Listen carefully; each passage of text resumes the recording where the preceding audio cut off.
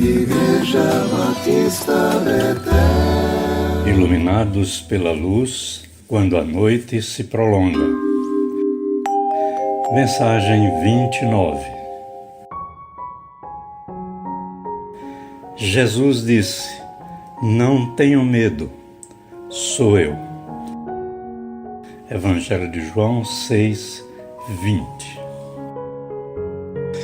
Não há quem não tenha medo, porque o medo é parte constitutiva do ser humano. Este medo natural humano é uma reação de defesa e às vezes também de ataque diante de qualquer realidade que o ameace. Aqueles que parecem não ter medo apenas o controlam, pois sabem que o problema se torna maior quando o medo os possui. Tive meus medos correspondentes a cada faixa etária.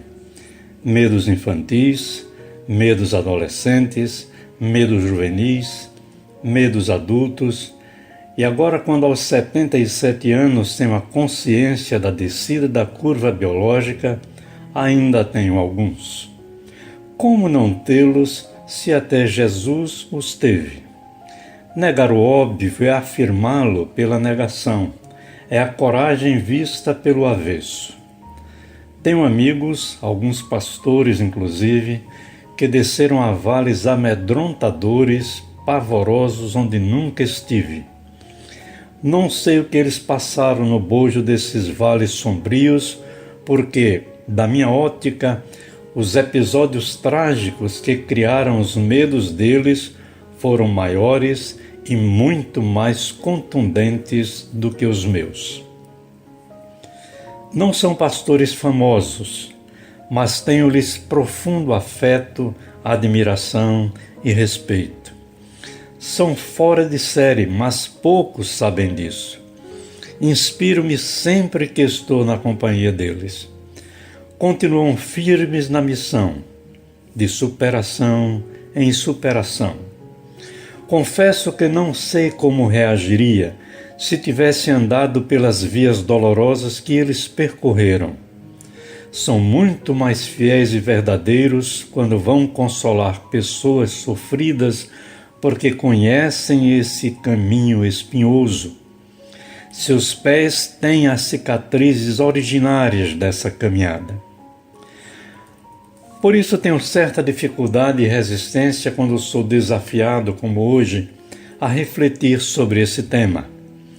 Isso porque tenho visto pregadores falando sobre a superação do medo, das provações de forma muito leviana, usando palavras para afirmar o que negam pela forma como falam.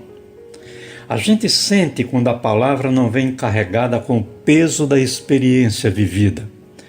Quando isso acontece, a retórica esvazia-se em si própria. Pior, as pessoas percebem que é pura falácia. De que tipo de medo Jesus está falando aqui? De dois.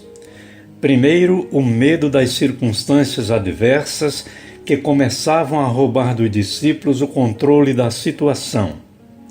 Segundo, o medo causado pela visão do seu vulto caminhando por sobre as águas. Como não o reconheceram, amedrontaram-se. Quem não ficaria com medo diante do que eles estavam experimentando? Mas assim que a voz de Jesus foi ouvida, dizendo-lhes quem era, e para não terem medo, a insegurança sumiu com o fim do medo que a produzira. O texto diz que a travessia foi feita com tranquilidade e o barco chegou em paz ao seu destino. É isso que nos alenta sempre. Com Jesus, o barco chega em paz ao seu destino. Qual o medo que nos traz inquietação neste momento? Identificá-lo é uma questão de inteligência, sabedoria e consciência dos nossos limites. Mas cumprir esse protocolo nem sempre resolve a situação. O grande apóstolo Paulo, em algumas oportunidades, ficou com muito medo de que seus inimigos o matassem e fugiu. Uma destas fugas foi espetacular. realizada através de um cesto baixado das muralhas da cidade de Damasco, quando os judeus queriam assassiná-lo. Esse episódio está em Atos 9, versos de 20 a 25. Em outras oportunidades, após esgotar seus recursos de combate, recorreu a Deus, que é sempre a torre forte, o esconderijo das alturas, onde quem quer nos prejudicar não tem como nos alcançar. Por isso, é preciosa a afirmação de Davi quando diz que o que habita no esconderijo do Altíssimo e descansa à sombra do Onipotente, diz ao Senhor: meu refúgio e meu baluarte, Deus meu, em quem confio. Salmo 91, versos 1 e 2. Ter medo é reconhecer-se humano e humilde o bastante para admiti-lo e tratá-lo. É a partir daí que podemos acolher e ativar a coragem que vem de Deus para confrontar tanto os medos reais como os imaginários, sem nos esquecermos jamais destas palavras de Jesus, o Emanuel, o Deus conosco, dita aos discípulos naquela oportunidade. São ditas também a nós, neste tempo que se chama hoje. Não tenham medo, sou eu. Amém.